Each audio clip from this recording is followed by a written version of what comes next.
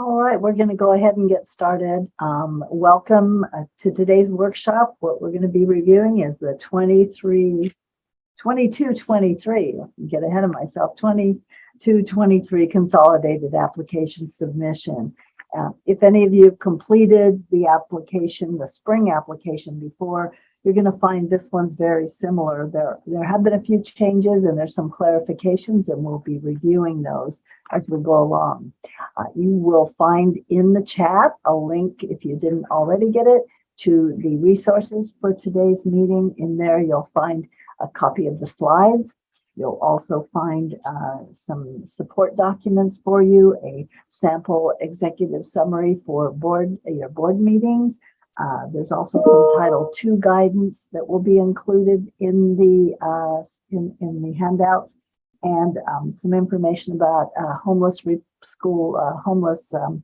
housing survey that is new for reporting this year that we'll be talking about later, and also a copy of the slides. So all of that is in there. Before we get started, I just want to share a couple things that are probably on a lot of your minds. Some of them we'll be talking about later, but I don't want you having to worry about these or think about them until we get to them. So number one is something that isn't in the presentation, and that's about Title I allocations. We did get an update on your Title I allocations. Those have been completed, but they are not yet posted. They have to go through an approval process at CDE, but they are currently in that approval process. So for Title I, start looking for those allocations to be posted, at least your preliminary entitlements, sometime within next week. So that should be coming. Don't have any word on any of the other entitlements. So they should all start coming soon, but Title I, look for it next week. The other thing, there's a couple things we'll be talking about later, but I know we've gotten a lot of questions on them, so mention them right now.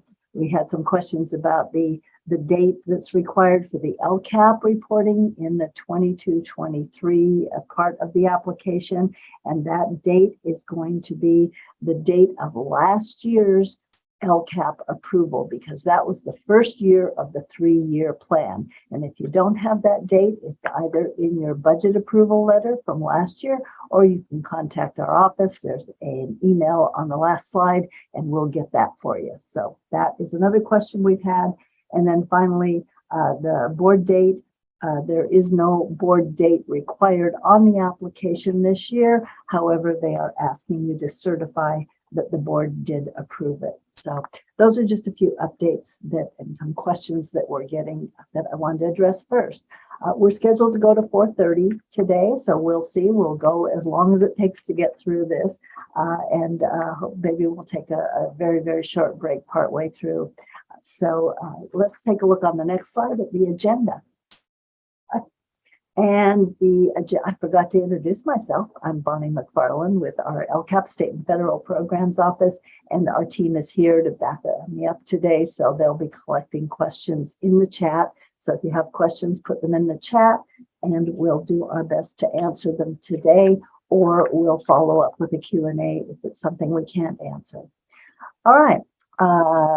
So the agenda, what we're going to look at first is the consolidated application and the related documents. What's the purpose of the application, and what are some of the other documents that are required for funding? And I'll try and speak up a bit because I'm getting some input that it's a little muted. So let me try and move a little closer. Visual sound. Okay. All right. Number 2, we're going to look at the, back up, please. There, we're still on the agenda. The CARS submission, that's the system that's used for submission. We'll look at that, and the user roles. We always review fiscal terminology that's used in the application, just because not everyone who works on it is from the fiscal office. So we want to review some of those terms. We'll look at federal funding timelines, because you have a couple years of funding that are coming to a close. Then we'll do a page-by-page review of the tasks that need to be completed for each of the pages.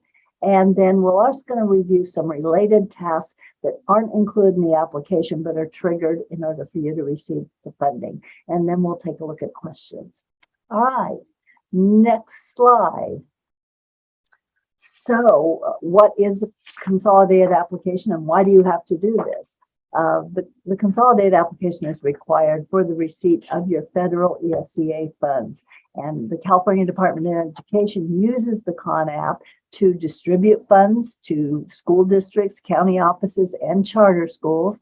And it also uses it to report data that they're required to report to the U.S. Department of Education. So that is a reason you have to do it. It essentially is one of the requirements for funding and getting your federal funds. All right.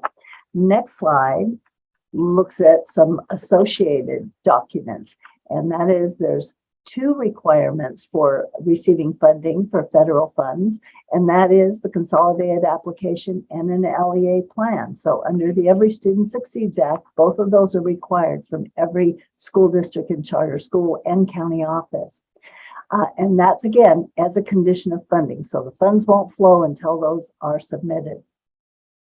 In California, the LCAP serves as the LEA plan, which is what the feds call it. And the LCAP federal addendum is what we call our LEA plan in California.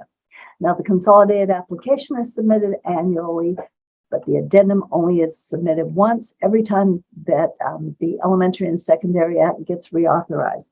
And the last time was 2019 when you submitted an addendum for the 2015 authorization of the Every Student Succeeds Act. All right, next slide.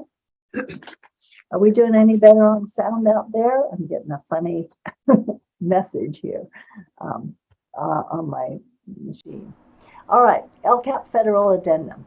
In 2019, every LEA that was getting federal funds had to complete this addendum and submit it to the California Department of Education. And that was required as a condition of funding for Title I, II, III, and IV, Part A of each of those. So in 2019, everyone that was getting federal funds had to submit that. Next slide. Then who needs to submit it now? Well, some LEAs might have to submit it. Primarily, it might be charter schools.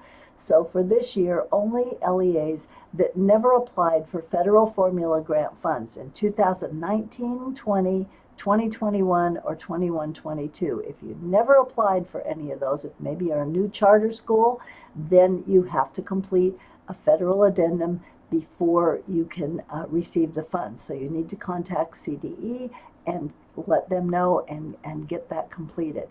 The other LEAs that might have to complete part of the addendum are those of you who might be applying for the first time for new federal formula grant funding. So if you never applied in 2019, 20, or 21, in those years, if you didn't apply for Title I, II, III, or IV, for any one of those, then you have to complete the addendum for that particular program. So those are the only ones who need to submit anything on the addendum this year. The next slide looks at updates, and this applies to everyone. So if you have a federal addendum that's already approved, then what you need to do, and we get a lot of questions on this, that you have to update the addendum annually to reflect the current program. So chances are what you're doing this year is different for those programs than what you did in 2019. So you should take a look at your addendum and make sure that it matches what your program's going to be for the coming year, and then update it to reflect that. There's no requirement to submit it. This is a local update, but for some programs, the addendum is used in federal program monitoring. They'll look at the addendum and say, this is what you said you're doing, and then they'll look at what you actually are doing and make sure that those are aligned. So that's what the update to the addendum is, and that should be an annual thing that everybody does. Next slide. The consolidated application. This slide, we want to make sure if you're new to the system that you know the consolidated application is one application, but it's submitted in two parts. This used to be a lot more clear when they used to call it the Part 1 and Part 2, and now it's spring and winter release. And the spring, as it says there, is June-ish. Okay, it's usually June 30th. We know we're late this year. But the spring submission is where you actually apply for the funds. So it is where you decide which programs you want to participate in. It includes legal assurances and certifications that will have to be agreed to by your superintendent. Expenditure reports are included for the past 2 years. Documentation of private school consultation is included. And the spring submission requires board approval. It's the only submission that requires it. Some people go to the board twice a year, but it's only required for the spring submission. In February, what you're going to get are final entitlements, so you know the final amounts of funding.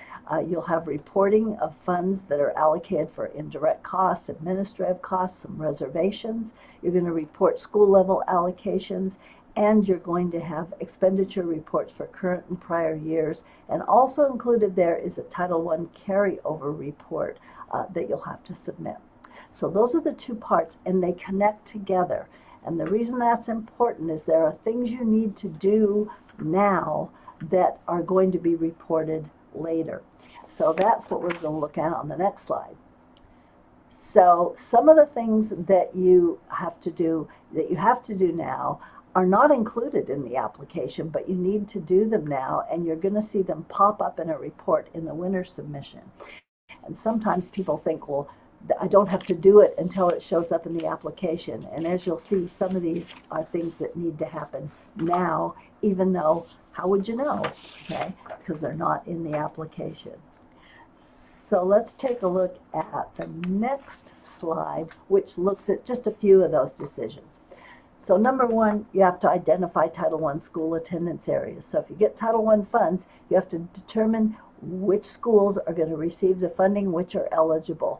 And there's a process that you have to follow to do that. The other thing you have to do now is decide if you're going to reserve funds for anything off the top for Title I. Are there any district activities for Title I schools that you want to reserve funds for? You'll report that in the winter, but if they're going to happen, they need to happen now. Federal transferability. If you're going to transfer funds, you can transfer funds out of Title II or IV and between those two programs, or into Title I and III. If you choose to do that, your district needs to know that now so you can plan for that money. Determine how much is going to be reserved for private school services. That needs to happen so you can provide those services. Think about how your Title I carryover is going to be distributed. If you have carryover for Title I, you could either put that back in the pot and redistribute it to schools, or you can leave it at the school site. So you need to think about how that's going to be distributed. And then consolidation of administrative costs. You again report that in the winter, and all that means is at the district level, and people who work in administrative positions, there's a way you can combine your time reporting to make it a little bit easier. However, it's a kind of complicated process for your fiscal office, so something you want to think about and talk to your fiscal people about if you choose that. Again, you don't report any of this now, but you need to do it now. All right, so let's move on to some book terminology. There's some terminology that we'll use throughout, and just want to review some you've already heard. ConApp is a consolidated application. That's the application that you fill out. CARS is the reporting system that's used. That's important to know because if you have questions, some of them will go to the ConApp contact, and if it's a systems issue, it will go to the CARS people because they can help you with the systems issues if something's not working right. LEA, local educational agency, if we use that term, we're talking about school districts, charter schools, and county offices. More on the next page is some more terminology.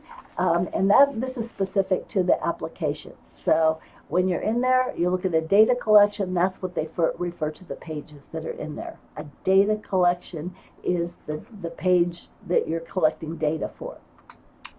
Displayed data is data that comes from another data collection and it can't be edited. Often this comes from data that you've submitted in a prior submission, and it pops over and you've already reported it and it can't be changed. If that pops up, you can always contact the ConApp support desk and see if they will allow you to open an old data collection, and that often has to be the program office that gives that approval, but generally it can't be edited. The other is source data, and source data is data that, again, can't be edited, and it's because it comes from an outside source, and typically that's your allocation. So you can't change your allocation as much as you might like to. When they put the money in, that's the allocation. It can't be edited.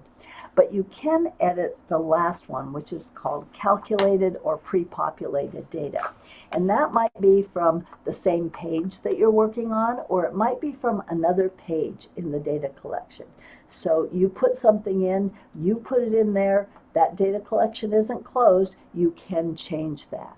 So just to know, the names of them aren't that important, but what's important is you know that there are some things you can change and some data that you can't change, and some that you can contact CDE and ask if they'll allow for you to change it. All right, let's move on. Some more. This is an important one, and it gets people sort of in a pickle a lot of the time. It's called data dependency. And it's important because this is when you have data on one page. You put something in, and it impacts a subsequent page. And the reason it's important is sometimes you're trying to correct something on a page, you're getting an error message, you're trying to correct it, and you can't. And the reason is that you have to know where that connects to another page. Where is there a data dependency?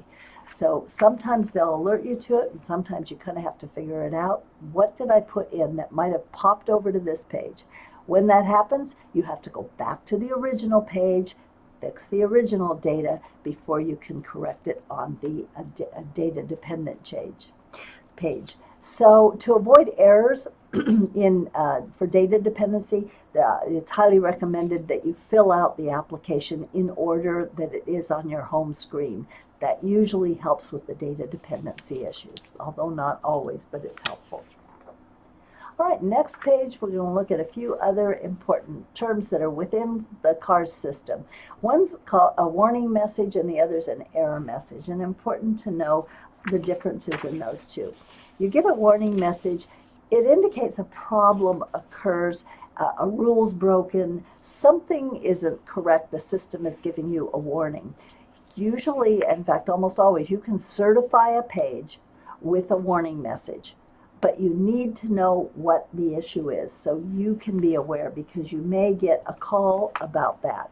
Often the warning messages are connected with administrative costs. Sometimes it's in legislation what the cost is, and sometimes it's what they use as a reasonableness factor. And in that case, you might get a question about it. Doesn't mean you can't do it, but it means CDE may be calling you to ask you, why did you do this, and can you justify it to me? An error message is the opposite. An error message indicates something's missing, a requirement definitely isn't met, a rule was broken that is in legislation, and you have to correct it before you can certify. So warning message you can certify, but make sure you know why it happened before you certify. An error message, you have to fix it. All right, next is just a summary of some of the changes from for this year. Okay. You received this, or should have received it, in the announcement of the release of the application. But just a couple, the first one is it's a change because it's a 36-month report. You're having to report on Title II Part A from 2019-20. Typically those funds would have expired, but because we got a federal waiver, this is now a 36-month report, so you got an extension on that money. So this should be pretty much the end of those funds, but you do have to report on. So that's different. The next is, we're going to spend some time on it later, the Title II Part A. Two of the reports, the 24-month and the 12-month reports, they made some changes in those pages. They removed some fields, they added some others, and it's caused considerable confusion for some districts into how you report those monies. CDE is sending out guidance and clarification. We have that for you, and it's in our handouts posted. So we'll be talking about that when we hit those Title II reports. Homeless for 21-22. Homeless policy. There's an addition on that page, and it's about a housing questionnaire. This is related to some state requirements, so it's not a federal requirement, but there is a requirement, and it's basically a CDE requirement, but they're asking you for questions if you're doing a housing questionnaire for your homeless students. In our handouts is some information about that and some guidance on the questionnaire. The 22-23 application for funding, there are a lot of changes on that application page, and most of them are meant to make your life easier, I think. First of all, they removed the board approval date.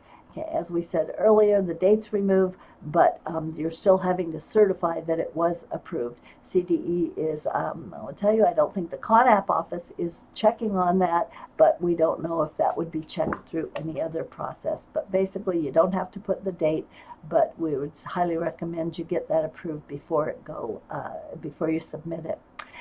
So there's just a yes/no box there certifying that they did approve it. They removed the fields for some of the fields for your DLAC.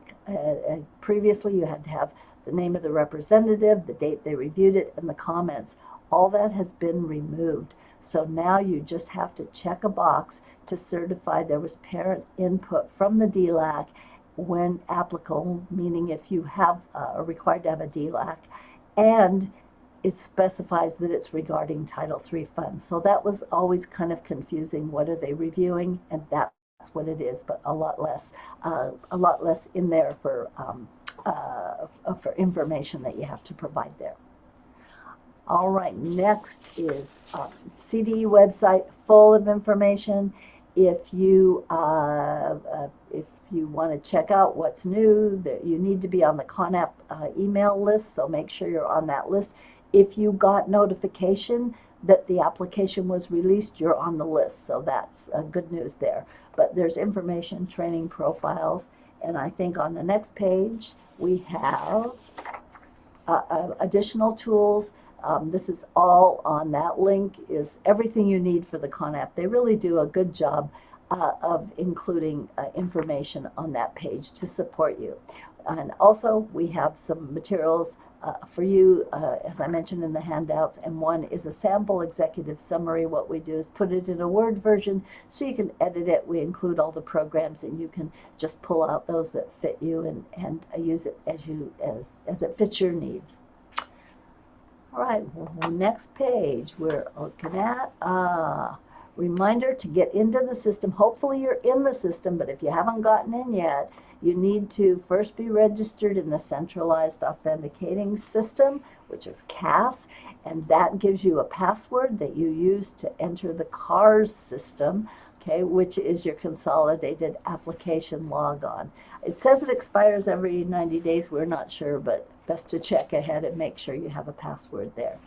The next slide shows your ConApp login. This is where you log into the system. So you put your password that you established in the Centralized Authenticating System, put your username, your password, and it will open up the system for you. If you're a new user, your superintendent is going to have to request access for you as a new administrator, and then you can bring other people into the system if you're added in the correct role. But if you're new school, or the last person left, your superintendent may have to do that. Again, contact the ConApp support desk and they'll get you how to do that. So roles. Once you go in, you're going to have different roles for different people.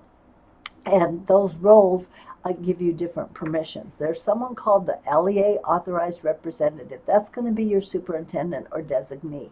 That person's role is primarily those places where a signature is required, or there's you have to certify something. That person has to do that. So that's what the role of the authorized representative is. In some cases, you folks, whoever's on this, may have multiple roles in here. So sometimes you may be the designee, so you can also certify assurances and submit data collections. Then there's the data entry representatives, and those are all the worker people. They're the people that do all the entry and have access to all the pages that they need to enter data. LEA general staff. This is for your support people, and in some cases that could be a county office person, it could be a consultant, but people that you don't want into, as we say, mess with your data. Okay? You want them, but you want them to be able to look at it and review it. So you can put them in as general staff, and that way they can see your application and they can support you and answer questions better. We always appreciate if you give it to us if you have questions, because we can actually look and see what's going on, but we can't touch anything inside. So that's what a general staff is. And then the LEA user administrator, that's the person who manages all the roles. So that person decides who has what role, who's going to be the data entry, who's general staff, who your authorized representative is, and you can grant access to those people. So that's generally the people the superintendent would identify, and they can let everybody into the system after that in your LEA. The next page shows, oh, whoops, no it doesn't. The next page shows the tabs. All right, so let's take a look at the tabs. And these are the tabs at the top. When you go into the system, you'll see all these tabs. Now, you may not see all of them depending on your role, because certain tabs show up for certain people in different roles. So the home tab is where everybody can see that, and that's where you have all your data collections. This shows every one of them that's applicable to your district, so, or your charter school. So if you don't get a funding source or you didn't get in a particular year, then that data collection won't be there. So everything you need to complete, it's tailored to your district. The next one is the data entry forms. That's where you're going to go in and do the actual data entry. Certification preview shows you those collections, the status of all of them, and you can see which ones are ready to certify and which ones are in draft status and which are already certified. Certified data is where you go in to actually do the certifications. You can do them page by page or all at once, but that's the tab you're going to go to. So you can see only certain people have access to that depending on your role. Reports is where you use to print. If you need to print a page, go into the report section, and that's where you can download and print it. And then the users is where the user administrator goes in to change roles. So you can add new people, assign roles. That's where you go. And finally, the CDE contacts. That's just who some of the CDE people who can support you. All right, next slide this is where it shows who can do what. All right, so this slide shows who has access to what. And you can see up at the top, you have all the roles, the authorized representative, data entry rep, the general staff, and the user administrator. And then here are all the tabs down the side. And you can see some of them have access, like your authorized representative has access to most of the roles, except they don't have the user role. So that is the user administrator's job. So they only have access. So this is just kind of a quick look at who has access to which roles.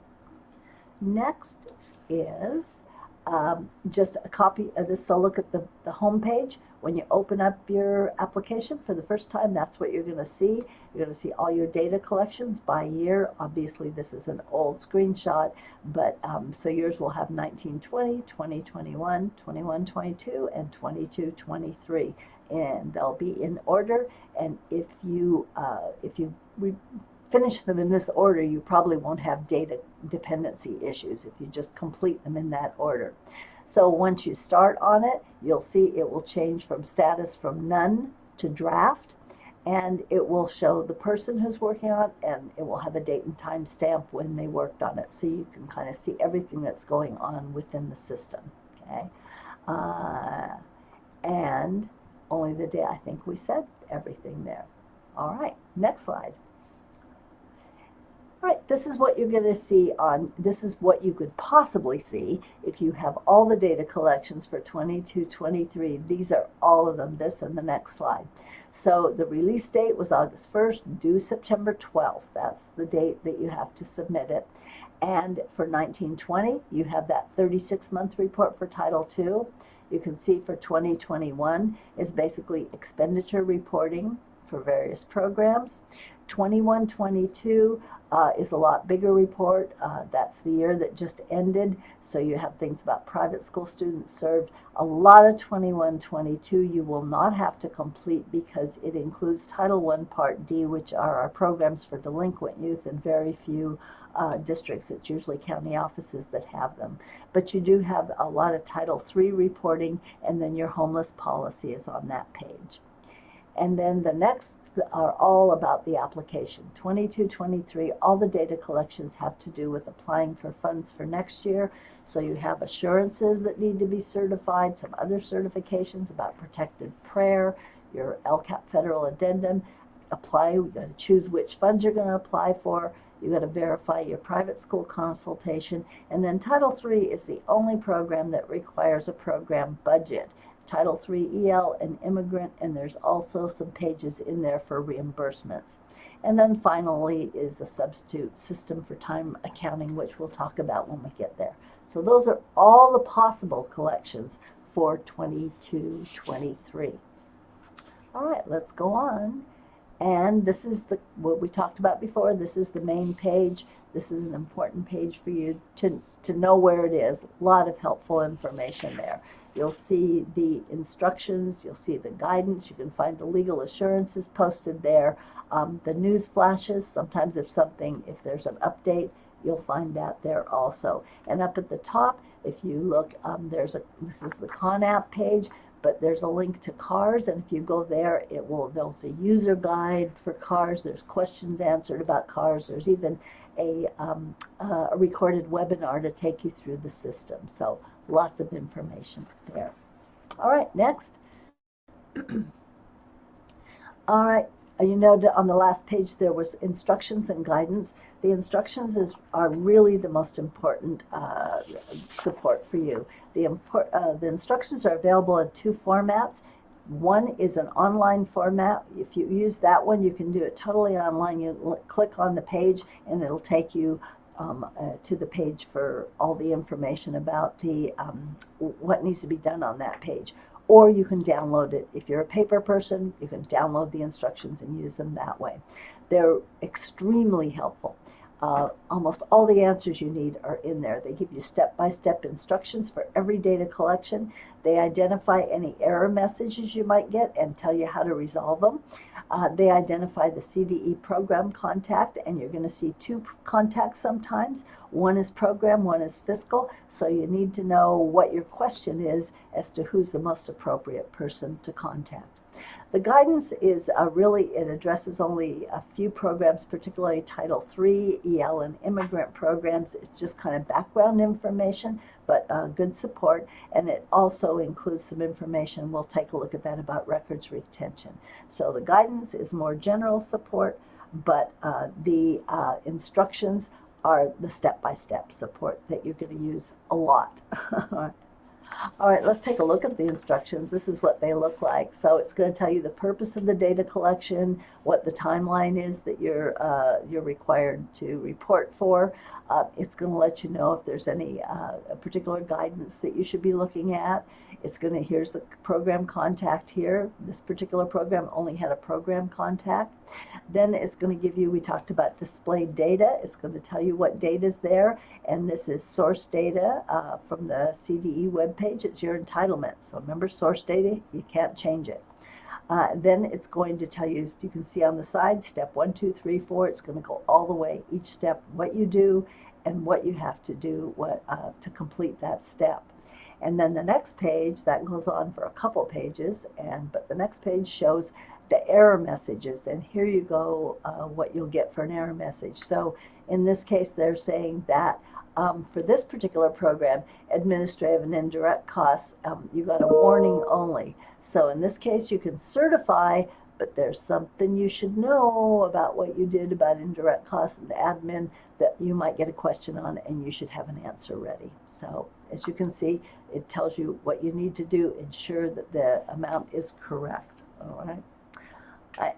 Next page, we talked about the guidance. This is from the guidance. Just a quick reminder, records retention. It reminds you that you need to retain records for 3 years. So all those things that your certifications, you need 3 years to keep those on file, but we recommend 5 because for an audit purposes, they can go back 5 years. So 3 years is minimum, legal requirement. We would recommend 5 if you are on the cautious side. Okay, now application. Oh, just a reminder, just in case you happen to have schools that are new or have changed, then you need to update their CDS code in the online public update for schools called Opus. So just if you're seeing schools not showing up or something's incorrect, you may have to go into the Opus system and correct it first so it pops up correctly into your consolidated application. Probably won't happen for most of you, but sometimes that's an issue. All right, moving on. All right, so we told you 2 years worth of funding this year are coming to an end on September 30th. So we wanted to put this slide in just as a reminder about federal funding. Unlike most state funding just rolls over.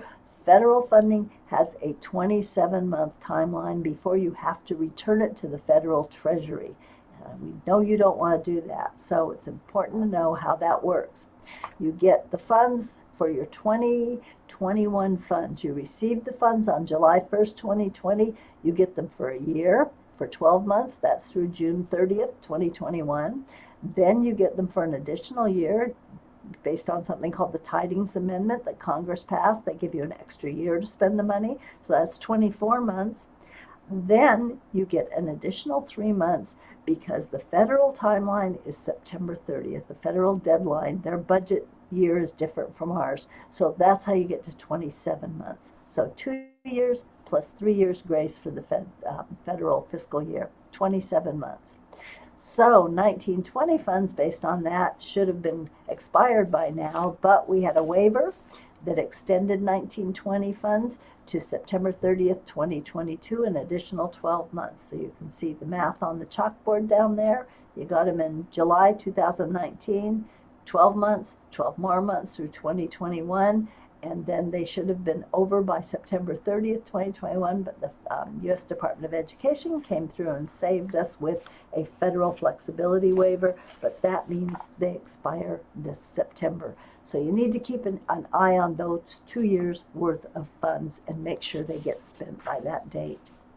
Next slide is how do I know? Okay, so on the CDE website, you can see what CDE sees, and that's what they'll be using, what they have as your balance. You go to the CDE website, and at the top under Finance and Grants, click on Allocations and Apportionments, and underneath there you'll see something that says Categorical Programs. You locate the program that you're looking for, Title 1, 2, 3, or 4, and it'll take you to a page with all the entitlements by year. You can go back a number of years and check on them. You check the year you want to find out about, click on Funding Results, because there'll be 2 links. One says Funding Profile. You want Funding Results. It's going to download a spreadsheet for you, and that spreadsheet has all the LEAs in the state, and in there you can find your LEA, the total amount of your entitlement, how much your current balance is, and you can also see your history of apportionments. How did that money get allocated through each apportionment? In some cases, you might see that you had periods of time where there's no funds allocated, and that's because you weren't spending down the funds in a timely manner. We'll take a look at how they know that later. This is what I just said, what it looks like. Finance and Grants, Categorical Programs. Underneath that you find the program, and this is what the funding page looks like, and you by year. So you can see, you can go way back and see your history of spending. All right. Next is to check balances. So what do you need to check? 1920, all your ESSA programs, Title 1, 2, 3, and 4. All of those are expiring September 30th. Make sure that money's gone. Check all of those. Next, you want to check 2021. Those also expire September 30th, 2022. We're not hearing any rumors about waivers this year. So those end.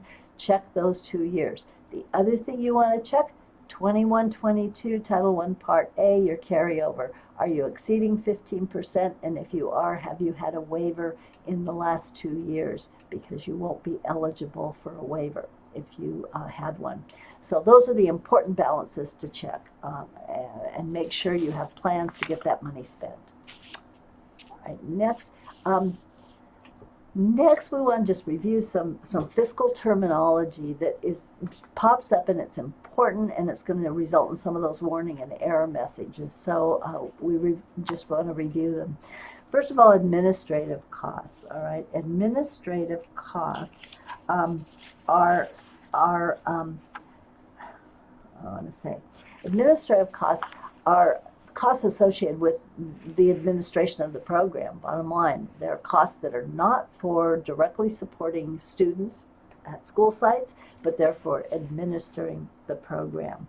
Administrative costs is a general term, and to reflect any costs associated with administration, but it's used differently in different contexts. So you might have direct costs. Direct cost is a cost that can be directly assigned to a program. This could include direct services. So a direct cost can be a direct service for students, but it can also be a direct administrative cost. And what that means is you can show the direct connection between the administrative service and the program. So it's not a secretary who works in an office and does a lot of stuff, and some of it may be Title II. That's not direct. Direct means you have a dedicated secretary who works with Title II programs, or you're split share costing, multi-funding a secretary who works 50% of the time with them. But that's what they do, and you can show the work that person does. Typically, secretarial costs come under what is indirect costs, okay? And you have to really show that direct link to the program to make it a direct administrative cost. So indirect costs are those agency-wide, and you know what indirect costs are. It's what the business office takes off, right? And what the reason is, those are agency-wide business and administrative costs, and they usually can't be attributed directly to a program. And so there's a process that the feds came up with to allow districts to establish an indirect cost rate, and that's a whole different workshop. But that indirect cost rate means you can apply that rate to programs and charge indirect costs, and that's things like air conditioning and basic services. Often it's purchasing and things you can't really parse out to say which, whether it's an indirect, whether it's directly affecting a program. Okay. Next slide goes a little deeper. So direct and indirect costs. So the costs can be an administrative cost can be direct or indirect, but it's about the activity, not the cost. You can say a teacher would seem like a direct cost all the time, but and he's a direct service, but are they administrative? What are they doing? But direct costs can be identified with the program. You can show how this supports the program. The bottom line on this is you can't count a cost as a direct cost and an indirect cost.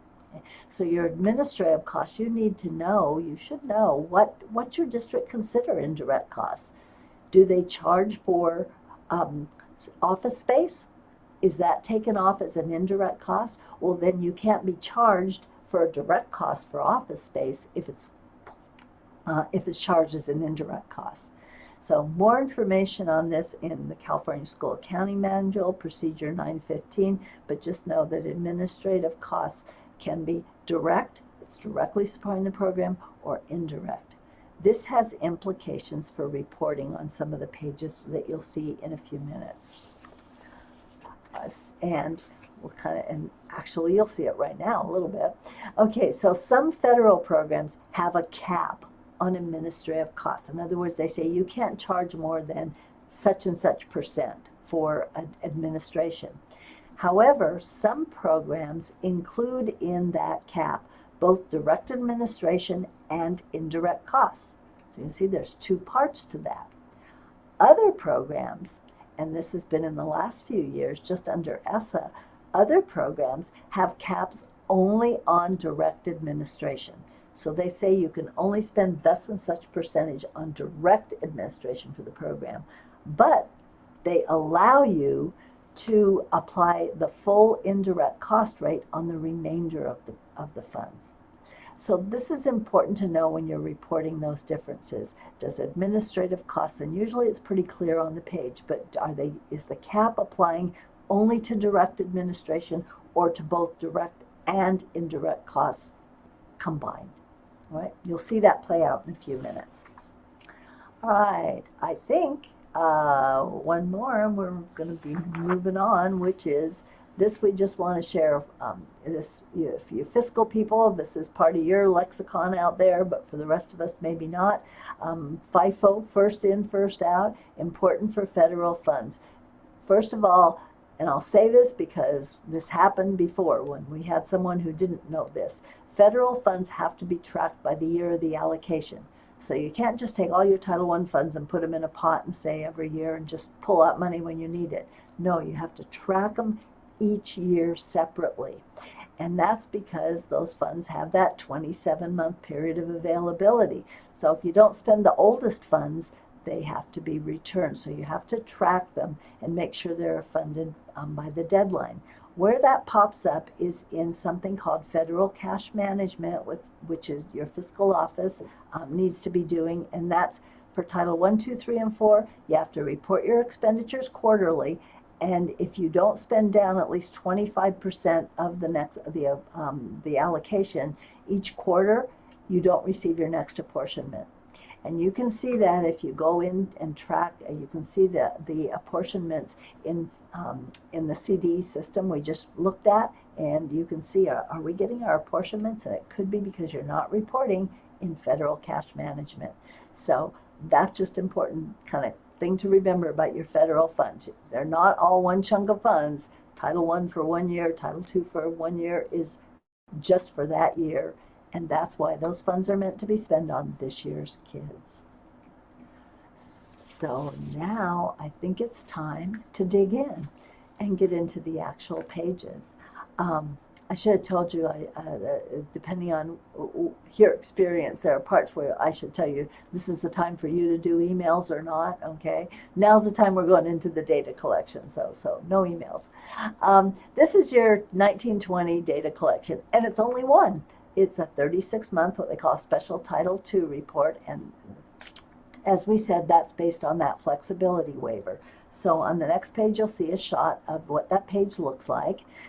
This includes a period from July 1, 2019, that's when those funds arrived in the district, technically, through June 30th, 2022. So you're reporting the full amount for that period. What you're going to have reported for you is already a source data is your 2019-20, excuse me, Title I Part A, Title II Part A allocation. So your allocation amount is included there. The other thing that will be included are any funds that you transferred in or out of Title II in 2019-20. Okay, so back in 1920, remember Title II has the allowability under federal transferability. You can transfer funds both into Title II or out of Title II. If your district did that in 1920, that will be reflected here. You'll hit recalculate and you'll get a total revised allocation if you did that. What you're going to do is report your expenditures by allowable program areas. You'll notice the way that you report the funds is different for different programs, and I have no idea why. But in this case, you report it professional development and recruitment activities, so they're reported by allowable program areas. We mentioned that this reporting changed for the 12 and 24-month Title II reports, so we'll look at them later. But for this year, you just report based on these allowable costs. You're going to get a warning message if administrative and indirect costs collectively exceed 15%. And the reason for the warning is they are going to review it for reasonableness. There is no legislative cap for Title II Part A, but the Code of Federal Regulations includes a requirement that all expenditures for federal funds must be reasonable and necessary. So under that condition, CDE will check to see if you exceed. They assume 15%. They use that as sort of the proxy for reasonableness, because that's for other programs, 15% is used. So they say, okay, if it's 15%, we'll see it as reasonable. But if it's over 15%, we're going to question it. However, because it's not a legislative requirement, you can still certify it. So, but you need to know why you're getting that warning, as you can see, because you could get a call, and districts have gotten calls from the department saying that you need to, can you explain to us why this is reasonable? Why is it exceeding it? Okay, so that's the reason for a warning. You don't get an error. You can still certify, but know why. Any funds at the bottom, you're going to find out, it's going to say unspent funds down there, and you're going to know there per CDE, that's the amount that you need to obligate by September 30th, 2022. So talk to your business office and make sure all your records are jiving and that amount is correct, and make sure you spend those funds. And that is the end of 1920. So next we're on to 2021 data collections. And these are almost all expenditure reports. They're 24-month expenditure reports. For Title I, this is Part D, which is delinquent programs, but Title II and III. So this is just your expenditures for that period. So the first one, Title I, Part D, on the next page. Most of you will not be reporting because you don't get these, and so it won't show up on your page. But for county offices that get these funds, these are your funds that covers the period from July 1, 2020 to June 30th, 2022 that just passed. You're reporting it by object codes. And again, you're going to get that warning message if it exceeds 15%. Part D is different from Title I Part A, which is what most districts get. Part D is a special one for delinquent youth, and there is no legislative cap, but you will be questioned if it exceeds 15% to see if it is a reasonable amount. All right, and then remember at the bottom every page when you finish, click Save. Okay, that's important to mention. All right, next page is your Title II, and this does apply to districts. So Title II Part A, most of you received. Title II, this is your expenditure report for 24 months. So that is from July 1, 2020 through June 30th, 2022. So you're reporting on those funds over the course of 2 years. The transferability, again, displays up at the top if you put money in or out of Title II. And a warning on this one, again, the same warning, 15%. You need to include on this page expenditures for equitable services. So anything you spent for your private schools will also be reported here. And this again doesn't apply to many of you, but there's something called alternative use, and that applies to districts that receive REAP funding, and that's Rural Education Achievement Program, and that's primarily very rural schools or districts with low-income students, and you get a chunk of money that you can use in various ESSA programs. If you used it for Title II, you will be reporting it here. So this is the page I mentioned that we got some questions on and we talked to CDE about, and they've been very responsive about addressing it.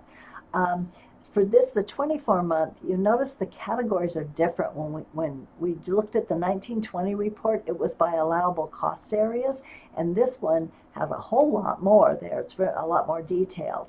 And the problem is that some of those categories overlap.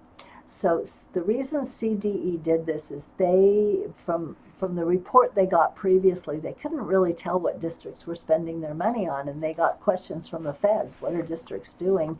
And it would just say professional development or retention activities, but they didn't really know what. So they thought they would put it out, and they put some cost centers in there. But the problem that caused is that LEAs were unclear where they were supposed to report expenditures if they fit in multiple categories. For example, a personnel cost could also be put under professional development if that personnel cost was for teacher or PD. So CDE provided some clarification that we're going to look at in just a minute, and they're also sending this out to districts. So you will have a copy, and it's also, we've also posted it for you. Right, so let's take a look at the next page. Yeah, this just talks about what I just said. It's caused confusion, and they have some guidance. That guidance is coming out to you. It will go to all Title II contacts and all ConApp contacts. And it is on the next page, a copy of what's in there. And essentially, these are all the categories that you could report expenditures in on this Title II page. And you can see they've kind of grayed out the professional development. And that's because, first of all, they're asking you, do not duplicate expenditures. So if an expenditure fits in more than one category, only count it once. All right. Secondly, when you're doing it, they would appreciate it, they would prefer that you use the most specific area to report it. So professional development for teachers and administrators should be your last option to use. If you could put that into induction programs, books and supplies, or travel and conference that more specifically addresses what the cost was for, then if you could do that. But again, this is going to be for this submission, a district or LEA decision on how you do that, but that's their guidance, and they will be revising this page in the future, so it's got more clarity on it. Okay? So that's the guidance on Title II page and the confusion that caused with those changes, so hopefully that's helpful. The next is Title III. Title III is going to, for all your reports, you're going to have Title III English Learner programs and Title III Immigrant programs reported separately. So this is your Title III English Learner expenditure report for 24 months from 2020-21 funds. These are the funds you received July 1, 2020, and they're asking you to report through June 30th of this year. Again, this one includes funds transferred in through federal transferability. For Title III, you can only transfer funds in from Title II or Title IV. You cannot transfer funds out of Title III. So if your district transferred funds into Title III in 2020-21, it will show up here. So if you see an amount there, that's why it's there. Your district reported that they transferred the money. All right? In this case, you can see you're reporting it, salaries, benefits, book supplies, it's by cost centers. In this case, you're going to receive an error message if your maximum amount for direct administrative cost exceeds 2%, okay? Direct. So this is one of those programs where they separate the two. So you can charge up to 2% for direct administrative costs. You can also apply your full approved indirect cost rate to the portion that's not reserved for administrative costs. So this is one where direct admin and indirect costs are separated and have two different rules, but you will get an error message if you exceed that 2% maximum. And I will warn you, those of you who know Title III, and this applies to all the programs, that direct administration is being reviewed carefully. Make sure you can document how those people are directly supporting that program. Okay? And this one, any unspent funds, these are expiring this September, so get that money spent and click save when you're done, and that'll tell you how much CDE is showing that you have left to spend. The next page is your Title III immigrant. Very much similar, same time period. There's some additional information in the guidance that's on the CDE website about Title III immigrant funds. But the difference with this one is same thing, but you're going to get a warning instead of an error. That's because immigrant funds do not have the 2% max for direct administration. However, it said it's recommended that your direct administrative costs don't exceed 2%. And CDE again will review it for reasonableness, and you can still apply your full indirect cost rate. But just note, if you get a warning, you can do it. You can certify this page, but you're probably going to get called because they use the same test of reasonableness for immigrant funds that they do for Title III EL. So they're using 2%. You can argue beyond that, and it's possible to say yes and to show how you're really supporting a program, but just be prepared to do that, okay? And same timeline for spending the funds. So those are 2 24-month reports for Title III. And I think there's, okay, well, let's talk about, because these funds are coming to the end, let's just take a minute and talk about how you can expend those funds and make sure you don't give any money back. Okay, so the obligation period is the period you have to spend a particular year's allocation. So we know 1920 and 21 funds, that period's coming to an end this September 30th. Right. So the funds that aren't obligated need to be returned. You'll get a bill actually from CDE, and it goes back to the Treasury. These obligation rules also apply to that 85% requirement. Title I Part A, you have to spend 85% in the first year. Okay. After you obligate the funds, you have 90 days to liquidate the funds. Liquidate means get them out the door. The check is paid, the money's not anywhere, it's totally gone, all right? But let's take a look at the next slide to see what obligation means. So the federal government has defined for us what an obligation is. This is from the Education Department General Administrative Regulations, and it provides you with a table. This is right out of the regs, and it shows you for different kinds of expenditures, the obligation is made differently, and that impacts what you can count when you get to September 30th. And sometimes I know you're counting every penny when you get that close. So we'll look at it and you can see some differences. For example, personnel services by an employee. So an employee, you can count it on the date they provide the service. Okay, they may not get their paycheck till later, but the date they provided the service is the date that you can count it as an obligation. If you have a contractor, a little bit different. If you hire someone as an outside contractor for a service, then it's the date that you make a binding written agreement to obtain the services. That binding written agreement tells the federal government that you have an obligation to pay that money, and you will pay the money because you're obligated through a contract. That would also apply to materials and purchases that you make. If you have a contract in hand that says, yes, I agree to pay this, then you can count it as an obligation, even if you don't liquidate it. In other words, pay the bill for 90 days. All right. Travel's an interesting one. You pay the cost for travel. You got to get the plane and everything ahead, but you can't obligate it until the employee takes the travel. So unfortunately or fortunately, not a lot of travel's going on right now, so that's not a big one. But this is helpful, especially when it gets into September and you get concerned about your expenditures.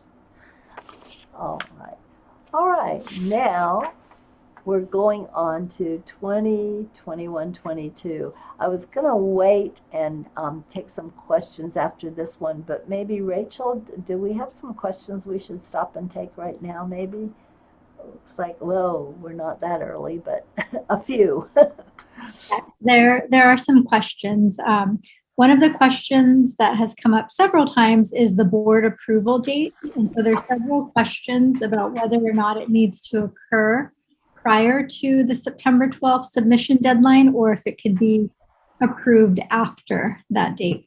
Okay, and we will get to that in the 22, 23 collections. But what I'll tell you is CDE won't tell you because we asked them, and they basically said that that they are. In fact, I could probably share with you what they said. But essentially, they're saying you have to check and say it was certified.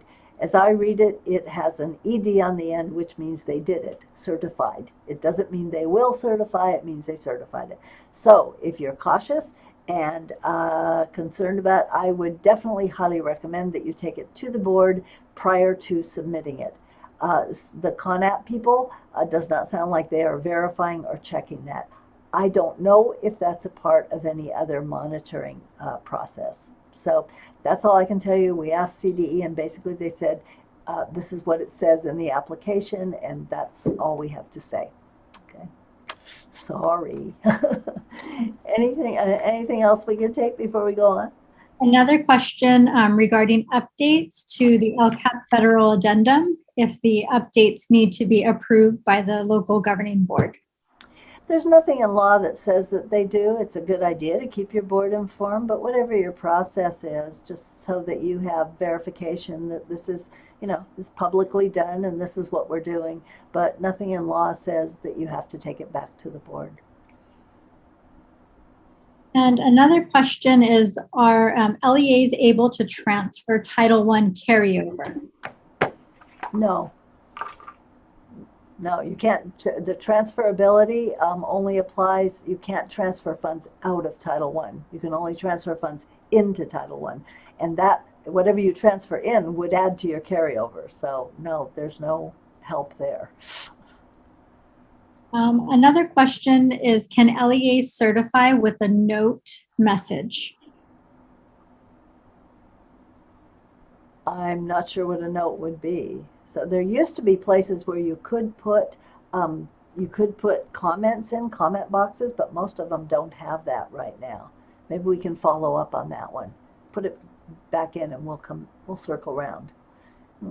Maybe we can take one more because we've got 2 more years to go through. So one other question? Okay, another question just popped up. Is Title III immigrant transferable? Transfer in only. So you can't transfer funds out of immigrant, nothing out of Title III, EL or immigrant, nothing out of Title I, only in. Just think of it this way, the easiest way is you can transfer funds from the least restrictive to the more restrictive programs, but you can't transfer funds out of a more restrictive program. Think about it. Title I is more restrictive than Title II, right? More rules, more things you have to do. Title III is way more restrictive than either of them. So you can't transfer out. You can only transfer into a more restrictive program or between 2 and 4. Okay? Thanks, Rachel. We'll come back and pick up some more in a bit. I just don't want people to hold people over. So we better go on to 2122. Oh, 2122 will go fast. Okay, let's take a look at it. 2122. 2122 is going to go fast because a lot of it is your delinquent programs, and we're going to zoom through those. And please, county officer, Part D people, call me if you have additional questions. But it's pretty simple. It's just lengthy. And then there are expenditure reports, 12-month expenditure reports that are kind of similar to what we did. The only ticklish one here is the homeless policy. There's a lot in that one. So those will be the highlights for this section. So let's take a look at Title III, private schools. This is a very simple one. It's just reporting the number of students you served in the aggregate by grade level.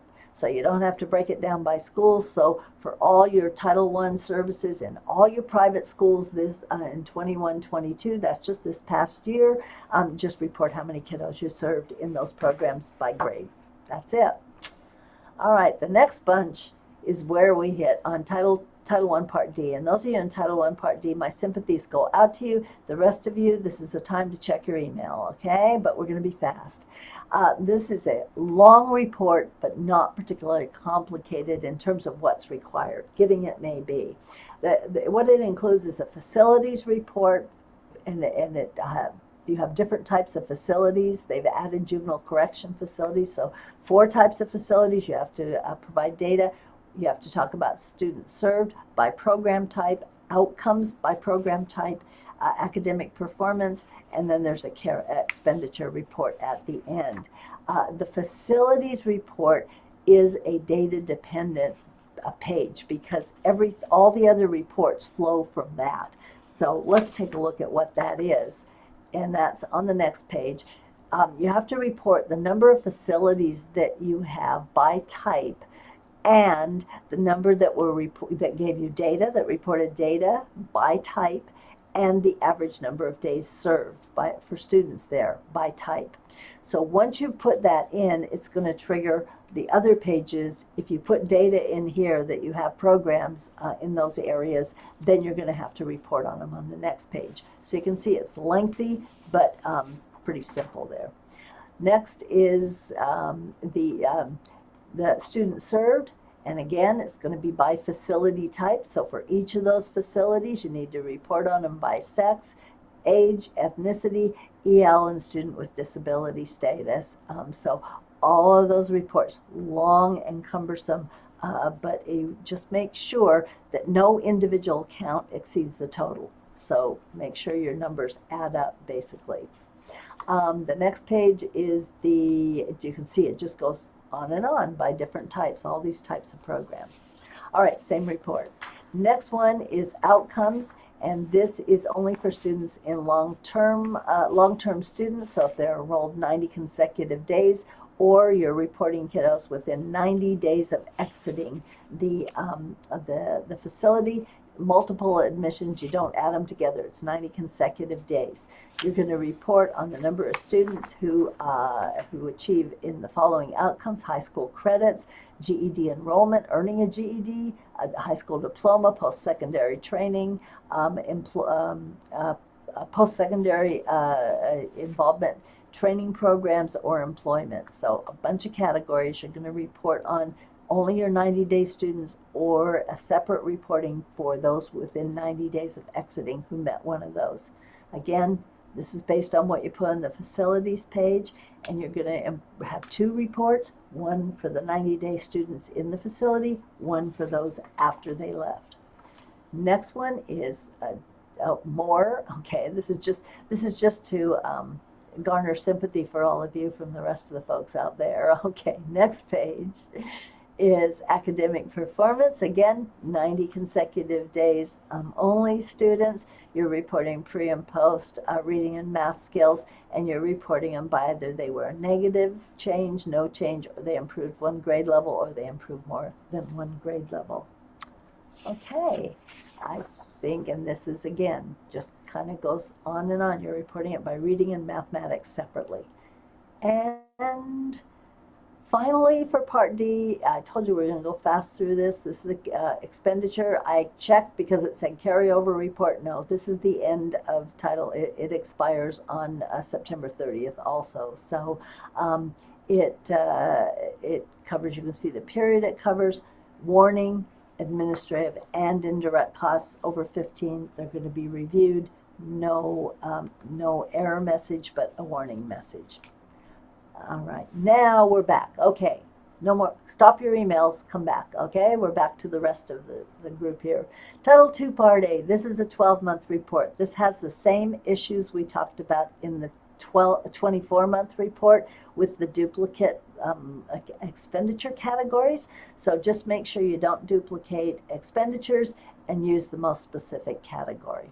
And this is actually just for the 1-year report from July 2021 to June 30th of this year. And you're also going to include equitable services here. And again, same warning message that we've seen before.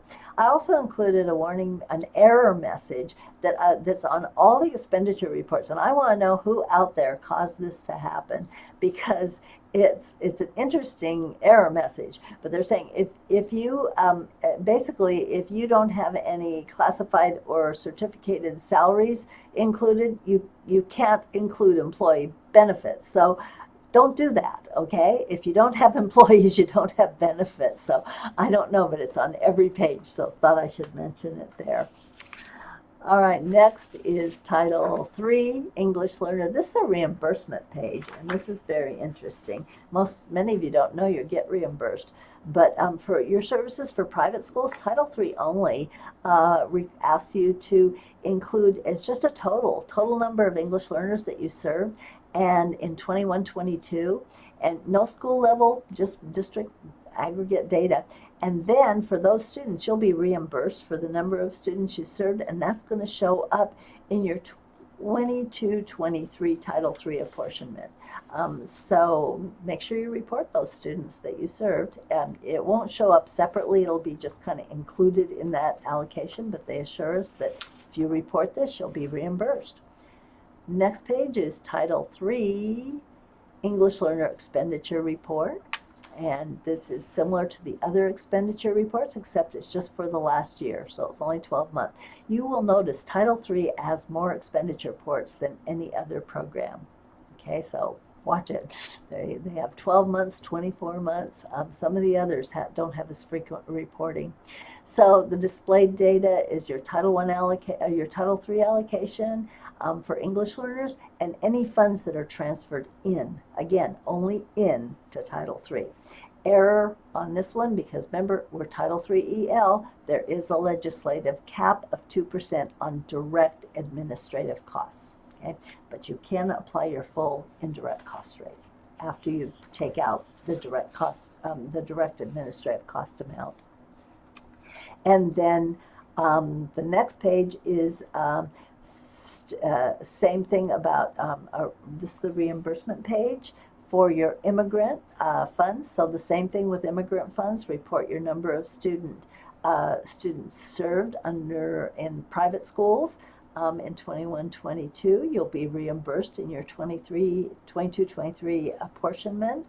And then even if they're saying if you are, in very few cases this would take place, because Title III, unlike Title I, you just serve schools in the district, but in some cases you have elementary school district and then a high school district, and you work together to serve students that are outside your district. If you're in that situation with Title III, you serve some students, you can report them here also. So it's not usual for programs other than Title I to do that, but they do provide that as an option here.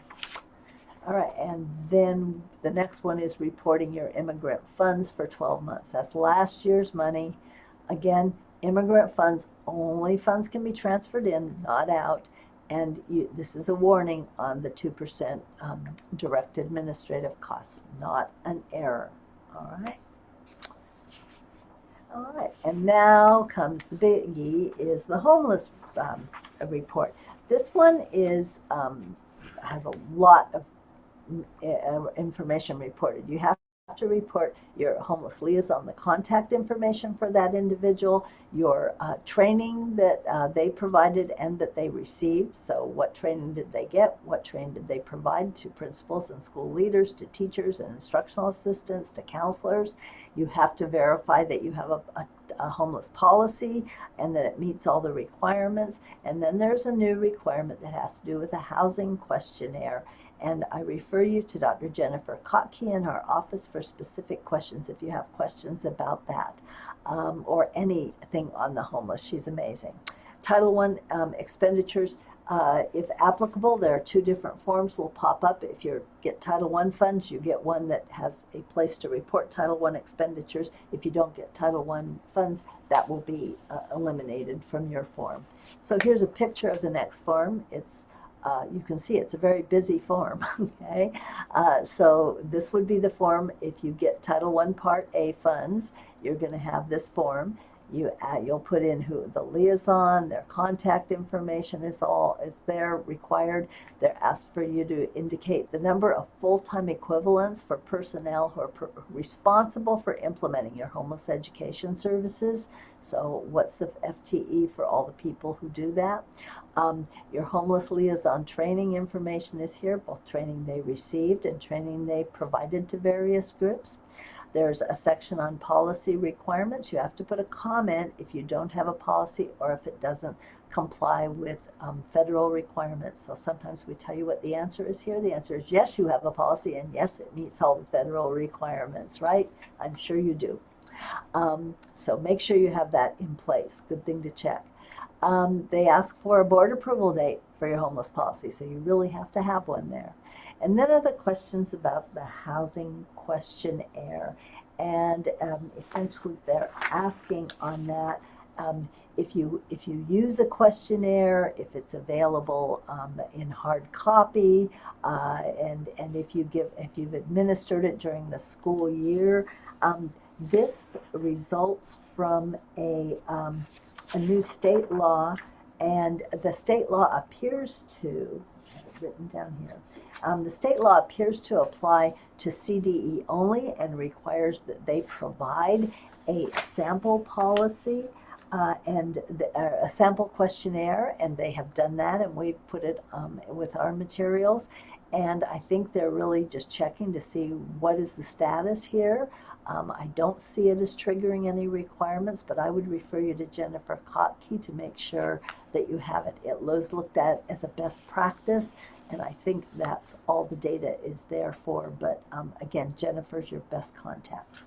And then if you have Title I funds, they want to know how much you spent and what a brief description of the services. And if you didn't spend any, they're going to ask you for a comment on that. So that is the homeless report, and that's the end of 21-22. Right? So, okay, this is just if you don't have a same report but without Title I, you'll just see there's no place to report Title I expenditures. So 22-23, okay, this is all. You can take a look at this. This is just what your policy has to include, so make sure you have it, okay? All right, 22-23, this is the application for funding, and this is what the board is essentially approving. So first is here are the data collections on the next slide. First, you have a certification of assurances. Remember, we said you have to have the authorized representative who will be signing that. You have a protected prayer certification, the LCAP, so you see another certification, LCAP Federal Addendum. So the district and essentially the board is actually assuring that these things are happening. Your application for funding is basically a checkoff, which programs you want to participate in. There is a page on private school consultation that's been moved to this section. And then Title III is the only program that requires you to have a budget for the coming year. And so there is a program budget. And then there's a place if you want to apply for substitute time accounting system. So let's look at the related requirements. This is where I said there's stuff you have to do that's not in the ConApp that'll pop up later. So we already talked about your addendum. If you have an LCAP federal addendum, you should update it to reflect your current program services. No need to submit it, just make sure it's current.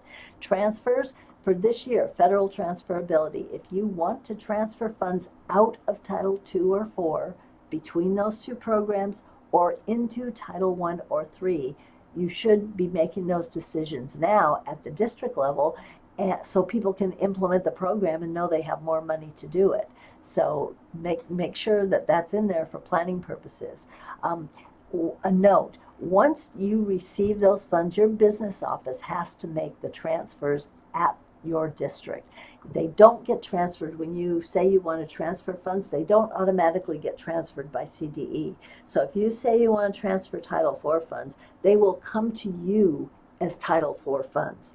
So if you transferred Title IV to Title I, they won't come to you as Title I funds. They will come to you as Title IV funds. Your business office has to do that transaction when those funds arrive at your district. Some districts were thinking it was already done at the CDE level. No, you have to do it.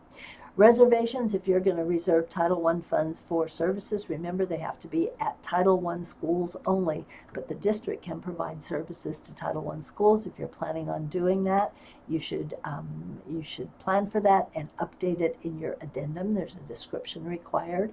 And then know how much you're going to reserve for your private school services, and then Title I allocations. You need to rank your schools and get money or notifications of funding out to your schools so they can start the school year and start implementing a program.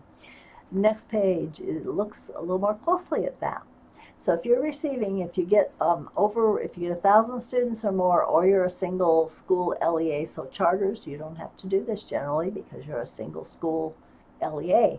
But for all the rest, you have to annually rank schools based on the percentage of public school students from low-income families. And the reason for that, you have to identify which schools are eligible. Not every school is eligible for Title I. So what's an eligible attendance area? And then rank them in order and determine what the cutoff point is for serving them, and then come up with allocations for each of your schools. So next slide looks a little more at that. The purpose is to make sure that schools that are eligible for Title I funding are the ones that are going to be funded. We've had a few districts had surprises when they didn't do the ranking or didn't do it correctly, and then they found that they were funding an ineligible school in February when the winter application came out and faced the possibility of returning funds. So you don't want to do that. Make sure the money's going to the schools with the highest concentration of poverty. That's what Title I is all about. It's not about sprinkling money all over the place. It's about getting the money to where the poorest kids are.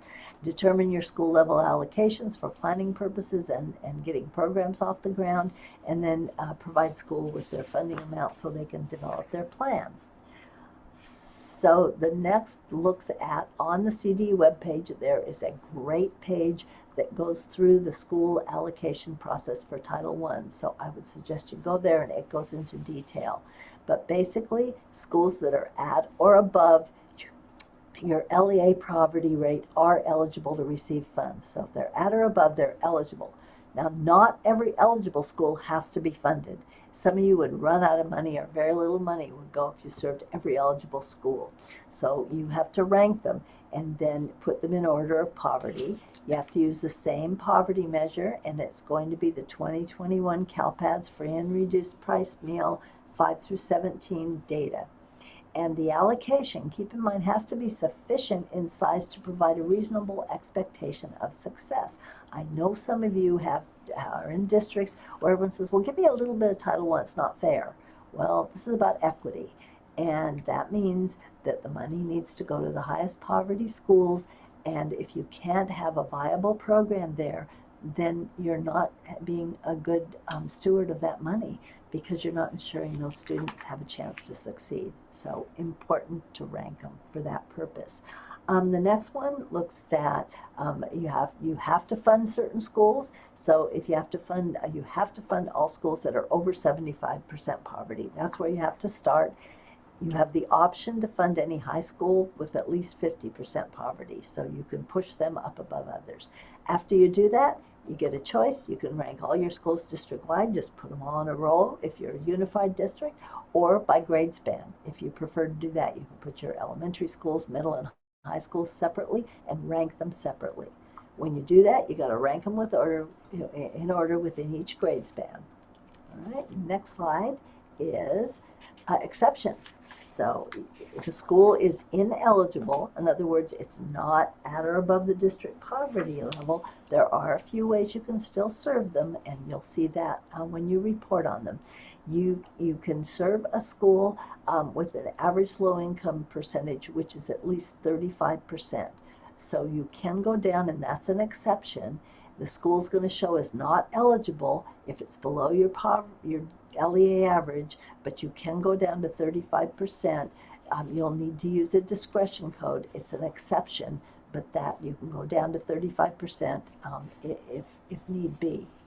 Other exceptions are an ineligible school if you funded the prior year and suddenly their poverty rate dipped and they're not eligible. You can serve them for one additional year only under the grandfather code. So you can grandfather that school in for 1 year, and you'll report that in February. You can also, for secondary schools, use a feeder pattern. If you don't think your poverty rate reflects your high school, then you can use a feeder pattern. And I'd talk with the department if you're doing that one, but you can do that. All right, so how do you, we talked about 35%. Okay, so you could, a very affluent district may have a poverty rate below that. So if you fund any school below 35% poverty, okay, then all Title I funded schools have to receive an allocation that's at least 125% of the LEAs per low income student. So how do you do that? To do that, you can't take any reservations prior to determining that 125. So it reduces, in most cases, your administrative costs that you can reserve at the district level.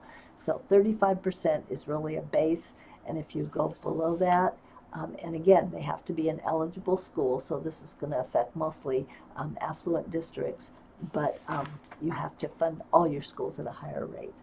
So where do you get that information to do it now? On the next page, you will see, this is another great website. Actually, our friend Evan Bartelheim helped us find. This is where you find a school student counts page, and there's a lot of information about student counts for Title I, but where there's a link on there will take you to this page, which is your free and reduced data from your most recent CalPads. So the first column shows you unduplicated student poverty free or reduced meals 2021. If you click on that, it takes you to the next page, which is a spreadsheet, and what you're going to look at are the columns that say free and reduced meal count, age 5 through 17, and you're going to use the percentage column. So there's your data that you can use to rank your schools right now. So the question came up, well, this is only schools. How do I get my district average? It's not there. You're going to have to figure your district low income percent by taking the enrollment for each of your schools, total low income count, and divide those and get your district average. But that's how you can get started right now ranking your schools. All right, next.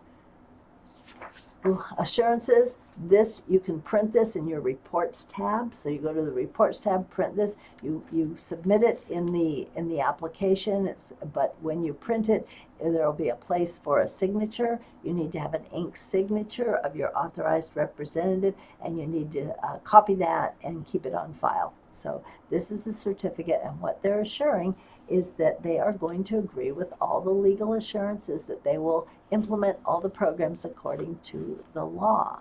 And let's take a look at what that means. So they're saying on here, if you sign this, you're saying that your district superintendent or designee is assuring to the State Board of Education that your LEA is going to adhere to all of the legal assurances that are listed on the, oh, no, it isn't. The next page. Yes, they are. Okay. These are not the assurances. These are the categories of assurances. You need to go into the CDE website, click on the legal assurances, and when you click on general assurances, you'll see all the things that are in there that you're required to do. It's a lot. It's this is a lot of this shows up in FPM, some of it doesn't, but these are all requirements that they're assuring on that page they agree to.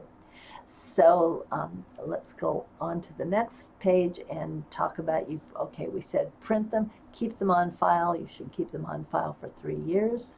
Next slide is, we talked about the record retention. Next page is reminders. Okay, so just some reminders about the assurances, because these, you just go, oh, click yes, but there's a lot behind it.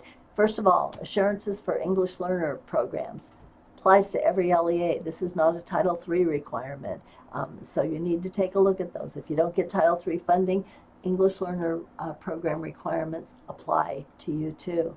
Educating children in foster care. Under ESSA, there was a new requirement that applies to all Title I funded LEAs. So if you're getting Title I funds, you need to read the foster youth assurances. General assurances, in there is lots of stuff, like adherence to all your federal civil rights, non-discrimination, disability requirements, supplement, not supplant. There it is. It says for all federal programs that you will supplement and meet supplement, not supplant requirements. An annual evaluation based on local board criteria. We mentioned this a lot. Where is it? There it is in the assurances. It says your board should have criteria for determining the effectiveness of all your ConApp programs, not just Title I, and you should be annually evaluating that. And then there's a requirement in there to make sure you're allocating to your continuation schools. You can't skip continuation schools in the ranking process. They have to be included. So just some reminders there that these are important. And I guess next slide is the question we would put to you is, how are you informing your authorized representative, your superintendent, your cabinet, your leadership, and your program staff who are doing the work? What's in the assurances, and how are you supporting them and understanding what their role is in implementing them? So this is a huge task that's also on your plate. Okay, so just a reminder on that. All right, next, another assurance. This is protective prayer. This is not about having a policy. This is about not having a policy, all right? They're saying you have no policy that prevents participation in constitutionally protected prayer. Again, print this in the reports page. Keep a signed copy on file. Next is the one you all love, the LCAP Federal Addendum. Okay, this is the date. What they want on there is, if you look at the instructions are very helpful.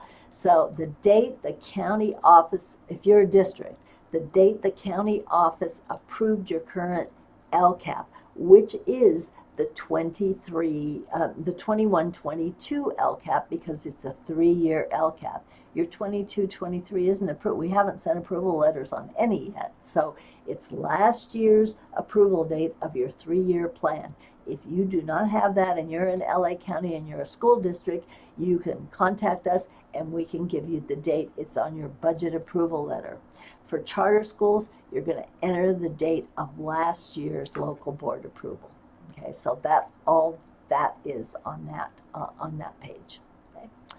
All right, next is the application for funding. Okay, again, we said no date required for board approval. You were just saying that you are assuring that that you're required to have them review it, and that you checking this box certifies that the local board approved the application.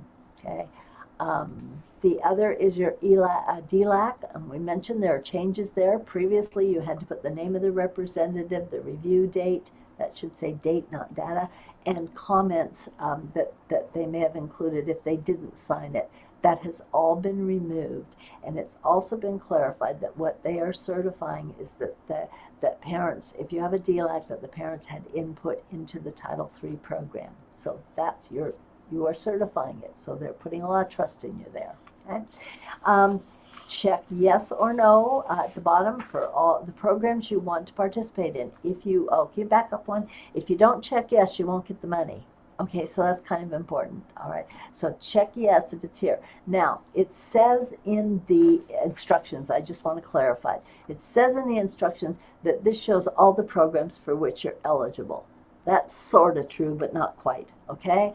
There are some programs that they know now that you're not eligible. For example, LA Unified is not eligible for rural low income. Okay, they're not rural. That's not going to happen. Okay, so if you're a large urban district, that's not in there. They only put that in. Some other program like that are there. However, if it's one of the basic, Title 1, 2, 3, 4 programs, they may have you listed here, but it's got to go to CDE Fiscal to see if there's actually money available. We had a district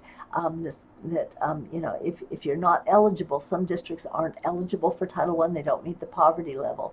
And you can say yes, but that doesn't mean the money's going to come if you're not eligible. Immigrants the same way. You have to have an increase of when now it's just 0.5%, but you have to have an increase, meet certain criteria. It may be listed here, but if you don't have that, you won't get the money. So, all right, just want to clarify that one. All right, next is the nonprofit private school consultation. Okay, this always tends to be confusing, but it's really not. The instructions are better this year. Okay, you're going to get a warning if it says no consultation occurred or agreement was met. If you have a no there, you're going to get a warning. Again, keep in mind on this page especially, a warning doesn't necessarily mean you've done anything wrong. Okay, it could mean that you need to maintain documentation to support what happened. If you say consultation did not occur, and you had to say that because you didn't get a response from the private school, you did your due diligence. If you show you contacted them multiple times, you maintained documentation of that, you reached out to them. So remember, in this case, a warning, maybe it looked like it's a problem, just make sure you maintain documentation if you put a no.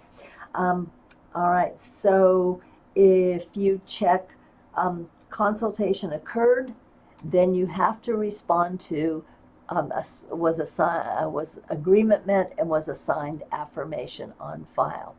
Remember, you say yes to consultation, even if the private school says I don't want to participate, then you did consult with them, and the result of the consultation was they don't want to participate. Document that. So the only time you're going to enter no is if they didn't respond. If you reached, obviously if you didn't reach out to them, but we're assuming you reached out to all your schools, but if they didn't respond, then you're going to put no. That's the only time you would have a no there. So if you made an effort, maintain documentation. I'm trying to think. If you have any private schools outside your district boundaries, you can add them on that bottom at add a school link. All right, so I think that's, and this is if you don't have any private schools, the page will just look like this. And if by chance you added one, you can add a school on that page. All right, and here's, yes, you can take a look at that. Consultation occurred if they agreed to participate or they agreed not to participate, okay? And records need to show your data contact, your both participating schools, and they chose not to participate. Keep records. Agreement was met. This is important. If consultation occurred, agreement was met whether or not you're serving the school. You may have agreed that you're not going to serve them. They don't want service, you're not going to serve them, you agreed, okay? The only time if you disagree and for some reason that you couldn't come to agreement on the services. And remember, the consultation goes based on a response from the private school. On your affirmation, they have to respond. Did meaningful consultation occur? Timely and meaningful consultation didn't occur. The program design's not equitable, or both. Timely and meaningful consultation didn't occur and the program design is not equitable. So they're going to ask you, based on that affirmation, what do the private schools, what's their perception? Okay, next is, okay, maintain records, do all the good stuff you have to do for private schools. Keep document. Next slide is your last two are your Title III and your immigrant subgrant budgets. I said these are the only two programs that require you to have a 22-23 budget. The source data, they give you an estimated amount for Title III for a per pupil allocation, and then you're going to use your October CalPADS EL numbers to put in there to get an estimated amount for your allocation. So you kind of come up with an estimate, and based on that, you're going to develop a sort of estimated budget for your various program areas. Note, you have to have at least $10,000 to receive the funds. Otherwise, you need to join a consortia and contact the REL office if you need some help with that. And you need to have, a funding amount is going to be required for each of those areas. And you need to look at your addendum. What did you say you're doing in Title III, and make sure it matches. And then again, you've got that 2% administrative cost maximum applies here too.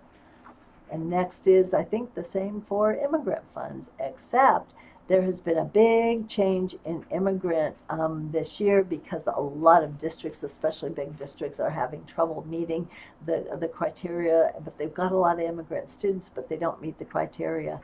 So for services, so they have significantly reduced the eligibility. Well, initially it was 2% and 21 students. You had to have 21 students and a 2% increase. Then they reduced it the last 2 years, I believe, to 1%. This year, they have reduced it to an increase of 0.5%. Okay, so they're really trying. And the reason CDE has the ability to reduce it, but they must include in their formula an increase. So they have done their best to support you to get those funds out to your district. So that's a big change.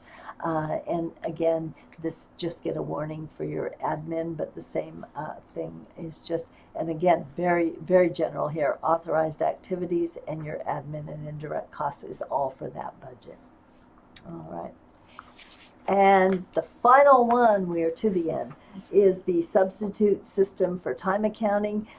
And again, this is not used very often because there are so many limitations on it. It's only for employees who are on a fixed predetermined schedule. So they have to have the same schedule every day. And if they deviate from that, there are penalties and you have to go back and make changes.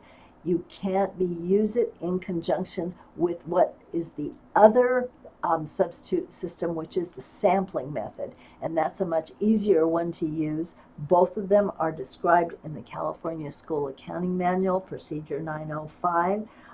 The predetermined schedule and the sampling are the two options. This is the predetermined, must have a fixed schedule. So you would have to have most of your people, and only people who are on a fixed schedule can use this system. So whereas the substitute system, all your employees have to use the substitute system. As a result, you can't use the two together. So you have to choose one or the other. So first of all, I'd check and see, is your district already using the predetermined system?